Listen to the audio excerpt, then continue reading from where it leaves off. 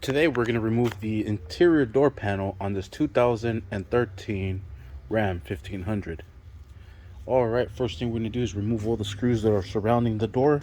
We're going to be using a Torx 20 to get them all out. There's 1, 2, 3, 4, 5, and 6. And then we'll have to remove this little piece here at the end to get the whole door off. Alright, these are plastic screws, and it has a little retainer clip. There we go. So we're going to remove these with a trim tool removal. There it is. And we'll do it all the way around.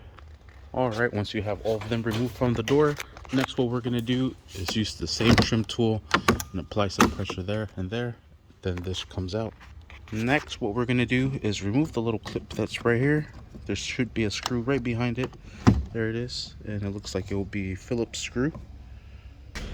And there we have it. Just set it over to the side. Next what we're going to do is we could remove this master control switch just to get it out of the way and undo all these pigtails from here. Simply just push in on the tab and pull out, and do that to both sides, and just set this over to the side. Now we'll pull the door out. Just make sure it's nice and loose all the way around, and it looks like the handle will be coming out as well. Probably use the trim tool removal here. It's a little tough here.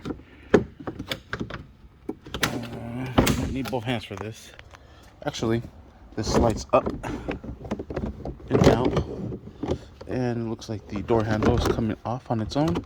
We could actually remove this little plastic clip here, set that over to the side, and sweet, out comes our door. Nice. We didn't have to mess with any of the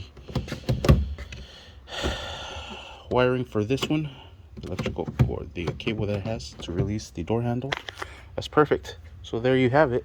That is how you remove the door panel on this 2013 Dodge Ram 1500. Alright, the reason I'm doing this is because I'm going to replace this mirror. Got some aftermarket ones here, so we're going to replace those with those. This video is just how to remove the door panel. If you want to watch that video, make sure you stay tuned for the next video of how to install the driver's side rear view mirror. Thank you for watching. Please like and subscribe.